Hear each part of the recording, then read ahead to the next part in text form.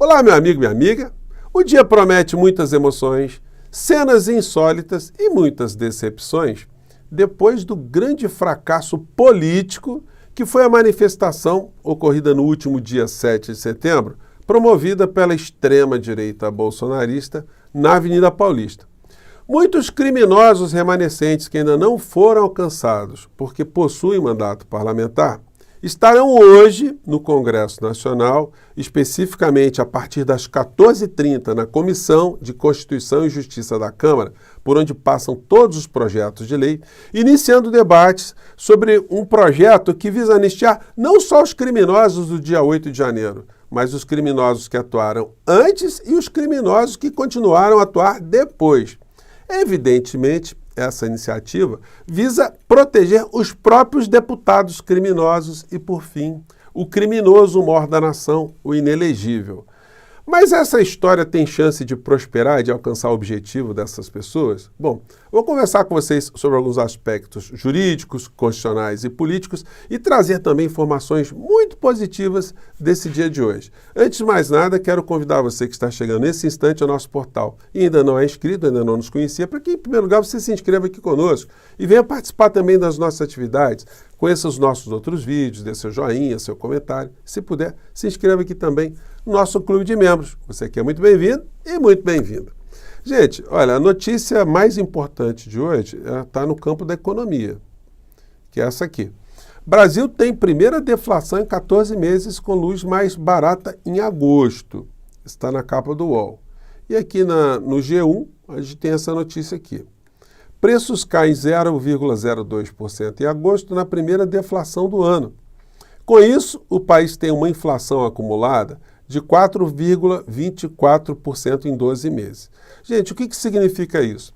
Significa que o Banco Central tem feito uma política de contenção de inflação, sempre colocando os juros do nosso país lá em cima. Isso afeta a atividade econômica de forma direta. Bom, se nós estamos tendo uma deflação, então nós não temos razão alguma do ponto de vista científico, do ponto de vista da economia, de termos a maior taxa de juros real do planeta.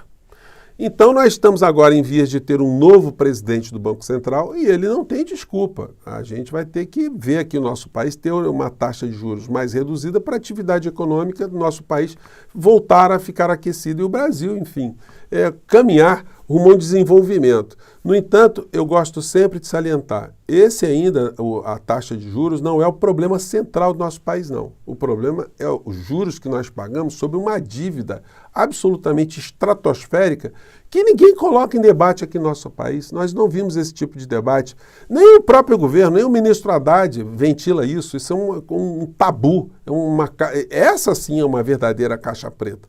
E sem enfrentar isso, nós já abordamos isso aqui, né, no nosso portal, o Brasil não vai ter chance alguma de ser uma nação desenvolvida, porque nós estamos sempre com uma âncora puxando o nosso desenvolvimento para baixo.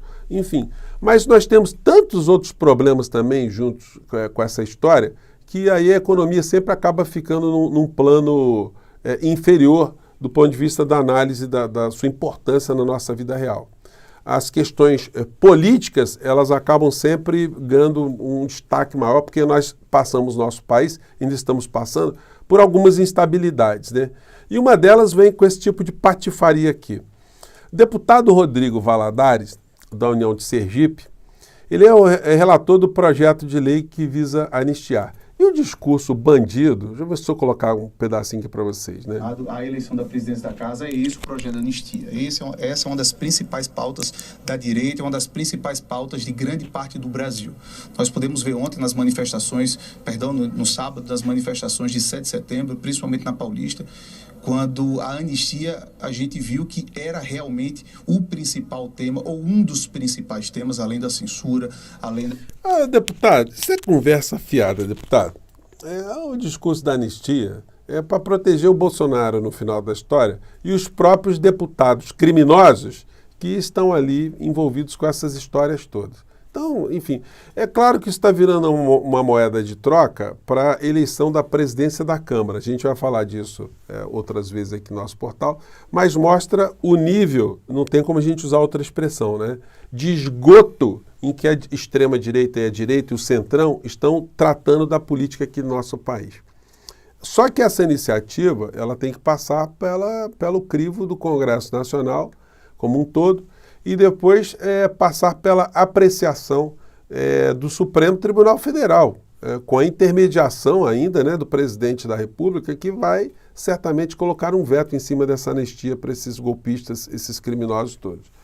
E aí a gente tem uma convergência, né, que é curiosa aqui, na defesa desses princípios, né? Por exemplo, aqui num jornal de direita, mas que nesse particular está defendendo aqui que os criminosos não sofram nenhum tipo de anistia, né? Diz aqui o editorial do O Globo: anistia a golpismo e impeachment no STF são absurdos. Investigados pelo 8 de janeiro devem ser condenados ou inocentados em julgamentos justos. Aqui, mais adiante no editorial, podemos ler o seguinte: os culpados pelo golpismo devem ser sentenciados nos termos da lei, com direito a todos os recursos que a legislação lhes oferece. Enfim, você pode ser de direita e pode ser esquerda, mas se você não tiver uma Constituição que regule a convivência numa sociedade e seja respeitado, de fato não adianta nada você ser numa posição nem outra, porque você estará vivendo uma anarquia, numa balbúrdia, né? E analisando aqui concretamente os projetos de lei, foram vários projetos promovidos pela extrema-direita. Teve esse aqui do Cabo Gilberto Silva, né? Ele apresentou um projeto de lei que tinha o objetivo de excluir da punição pessoas que não fossem comprovadamente, né, apontadas como autoras de uma série de delitos. E aí ele colocava aqui: vale ressaltar que não estamos propondo uma anistia ampla, mas apenas para esses crimes específicos, dada a impossibilidade de identificar objetivamente a intenção de cometê-los. Permanecendo as acusações e condenações pelos crimes de dano qualificado, deterioração do patrimônio tombado e associação criminosa, porventuras ocorridas em razão das manifestações. Então, todos aqueles que foram flagrados, que todos nós vimos, enfim, como está nessa proposta desse deputado, não sofreriam nenhum tipo de anistia. E como quase todos eles estão em associação criminosa, então isso seria um projeto inútil, porque excluiria todos os que foram presos, porque todos estão sendo acusados e condenados por fazerem parte de uma associação criminosa. E a associação criminosa, ela não precisa de ter um contrato, uma fala, um acordo verbal ou escrito entre os membros, não. O direito penal diz que essa associação ela pode ser absolutamente involuntária, num português assim mais claro, né? Então, todas essas pessoas não teriam como escapar desse tipo de iniciativa desse deputado. Na mesma linha, o Hamilton Mourão também mandou essa também, dizendo: olha, os que forem vistos ali como responsáveis, esses também não serão aliviados, né? Só que é o seguinte, aí veio um projeto de lei, que é o que está sendo discutido hoje, estará sendo discutido hoje mais tarde, e que gerará muitas cenas insólitas, como eu falei para vocês na nossa abertura, porque vocês imaginem só, nós teremos os deputados criminosos, golpistas, fazendo a defesa da anistia, como se eles fossem frades franciscanos. E, evidentemente, as pessoas que defenderam a democracia, os parlamentares que estarão por lá, pegarão a palavra também, e nós teremos ali situações de muitos embates, né? No nosso encontro mais tarde, às 17h40, aproximadamente nesse horário que eu vou entrar no ar aqui com vocês, eu vou trazer algumas cenas, certamente que acontecerão, desses embates ali, que isso aí é certo, como 2 e 2 são 4, né? Não tem como, a gente vai ver o conflito ali. E os discursos mais estapafúrdios, né? Um dos discursos mais estapafúrdios foi esse do deputado que está colocando esse projeto em votação, porque o discurso deles é que isso visaria dar uma pacificação na sociedade. Mas vem cá, tem alguém que não está em paz? A impunidade, ela significa a pacificação? Então é o seguinte, vamos liberar todos os criminosos das penitenciárias, porque aí, enfim, o fato deles estarem presos ali também gera algum tipo de tensão, né? Então, liberar todo mundo, quem sabe aí o PCC para de cometer crimes ou coordenar crimes, os comandos de todos os criminosos aqui no Brasil parem de cometer crimes, porque aí o Estado estará mostrando que é condescendente, o Estado não quer mais deixar algum tipo de tensão. Então, gente, é um argumento totalmente estapafúrdio. Então, esse projeto de lei aqui é uma das coisas mais infames, né, que foi daquele deputado Vitor Hugo, bolsonarista. Ele diz aqui o seguinte, o que visa anistiar aqui. A anistia que trata o caput abrange também os crimes supostamente cometidos ao se ingressar em juízo, as consequentes condenações por litigância de má-fé em processo de cunho eleitoral relacionados ao pleito presidencial de 2022.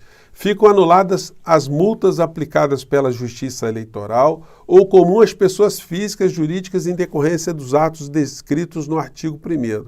E os atos do artigo 1º são esses aqui. Ficam anistiados manifestantes, caminhoneiros, empresários e todos que tenham participado de manifestações nas rodovias nacionais, na frente das unidades militares ou qualquer outro lugar do território nacional, do dia 30 de outubro de 2022 ao dia da entrada em vigor dessa lei. Então, gente, é uma lei infame e patife. E aí vamos aqui a alguns aspectos constitucionais, né? Em primeiro lugar, todo projeto de lei que é apresentado, ele passa por uma avaliação jurídica. E essa avaliação jurídica na Câmara, ela sofre esse viés político, porque os assessores ali, eles recebem orientação, olha, eu quero que você enxergue aqui a constitucionalidade desse projeto de lei. Aí o cara faz um parecer e o deputado começa a usar aquilo ali a seu bel prazer. No entanto, todo projeto precisa obedecer princípios que estão na própria Constituição Federal, no artigo 37, que diz que a administração pública deve se pautar por alguns princípios fundamentais, como o da legalidade, portanto, o projeto tem que ser legal, tem que estar na conformidade da lei, obedecendo os ritos previstos para a tramitação de um projeto. Ele tem que obedecer o princípio da impessoalidade. Ele não pode ser feito para beneficiar, inclusive, os próprios deputados ou pessoas de um segmento político. Então, ele já sofre aí objeção por isso. A moralidade administrativa. Esse projeto tem que atender também à moralidade. É moral você anistiar um criminoso que tentou destruir a própria democracia? Aí a publicidade e eficiência são outros princípios também. Então, gente, por mais que esse projeto ele tramite com as confusões que nós assistiremos hoje, com certeza, ele será submetido ao presidente Lula para colocar ali o seu parecer. E o parecer do presidente contra ou a favor, ele vem apoiado ali no entendimento da Advocacia Geral da União, que vai apontar essas inconstitucionalidades para que o presidente da República vete. Se voltar para a Câmara e a Câmara mesmo assim, estou imaginando as hipóteses mais terríveis, né? A Câmara derrubar o veto do presidente da República, o projeto segue a sanção, ele é aprovado e se converte numa lei. Uma vez convertido em lei, qualquer instituição das que estão previstas na Constituição, quer dizer, qualquer instituição que esteja prevista na Constituição, pode promover uma ação direta de inconstitucionalidade dessa lei. E o Supremo irá avaliar. E o Supremo, quando for avaliar, vai verificar tudo isso que eu estou conversando com vocês, que feriu o princípio da impessoalidade, o da legalidade e o da moralidade só para começo de conversa. Então, ele vai neutralizar e esse projeto de lei será considerado morto. Portanto, a situação de todas as pessoas que estão envolvidas nessa história e, por fim, a figura do inelegível, não serão beneficiadas, não serão atingidas. No entanto, essas criaturas estão aí com essa doce ilusão que vão conseguir sucesso nessa história toda, né? Bom, mais tarde eu volto aqui para conversar com vocês, trazendo algumas cenas dessa história toda, mas tenho certeza absoluta que já é uma causa perdida para essas criaturas, né? Eles vão ter que amargar mesmo a cadeia. Eu fico por aqui, gente. Um grande abraço e até o nosso próximo encontro. Tchau!